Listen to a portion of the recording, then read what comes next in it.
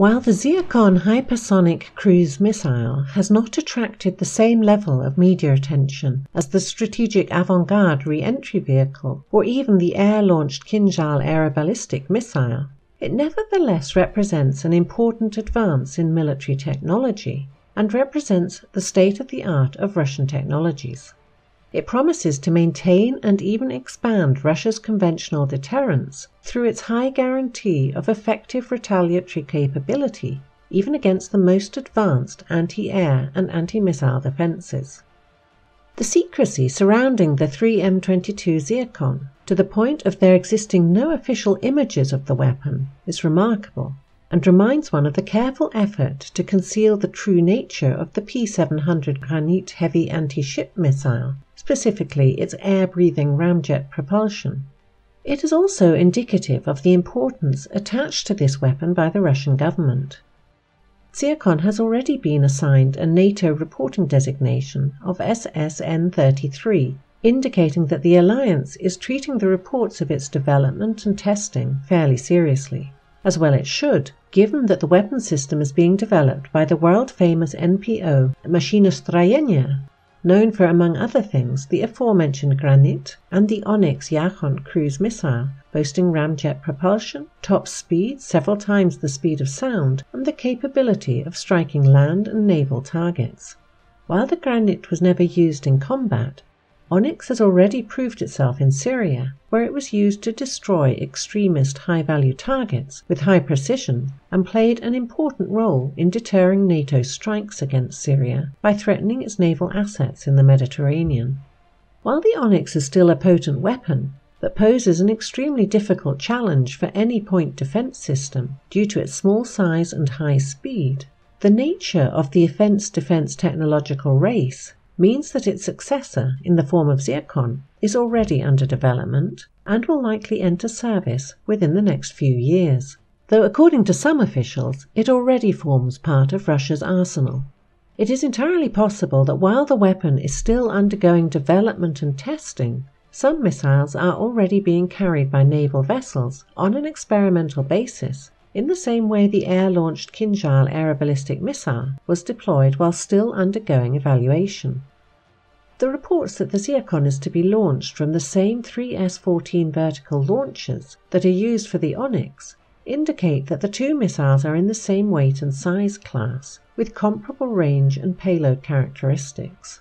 The one advantage the Zircon will have over the Onyx is the speed, which various sources estimate at between Mach 6 and Mach 9, a figure that may well depend on the missile's flight altitude.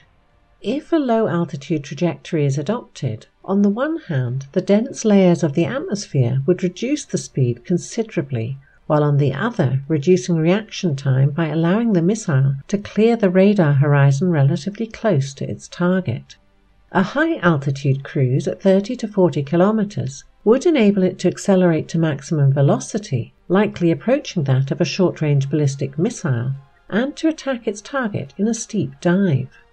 While the high-altitude approach would provide the adversary with greater opportunity to detect the missile, whose heat alone would make it difficult to conceal, it still would be a difficult weapon to intercept, particularly since most weapons sent against it would be considerably slower.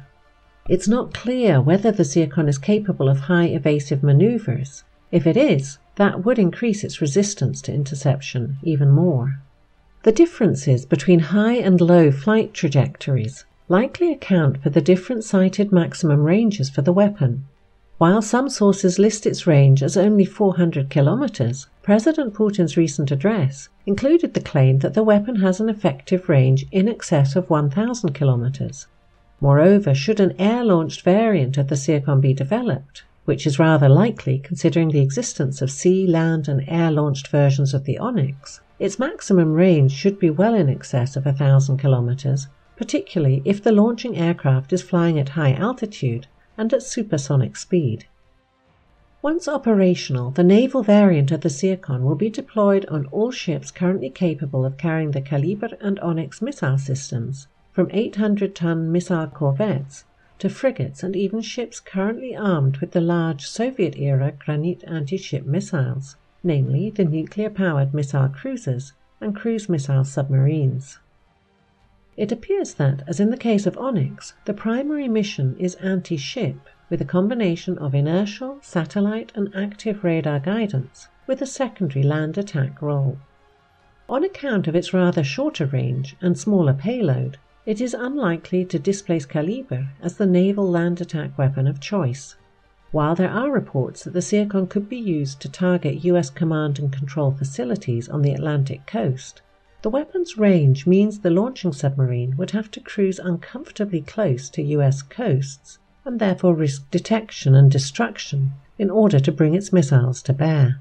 It's doubtful that the Zircon would be the sole or even the main weapon used for conventional strikes against land targets in such a scenario, and there are no indications it is intended to completely or even partially replace the Calibre.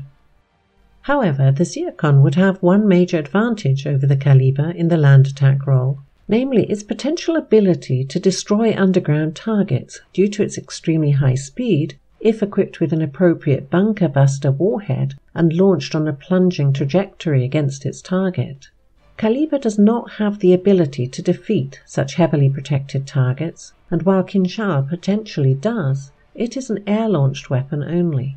Thus, the Zircon promises to not only preserve the competitiveness and viability of Russia's anti-ship weapon systems, but also to provide an important, and so far lacking, niche capability. Southfront is a crowd-funded endeavour and operates solely on the basis of donations from its audience. If you want to help Southfront to remain an open source of coverage and analysis of conflict zones and military diplomatic developments around the globe, please support our work.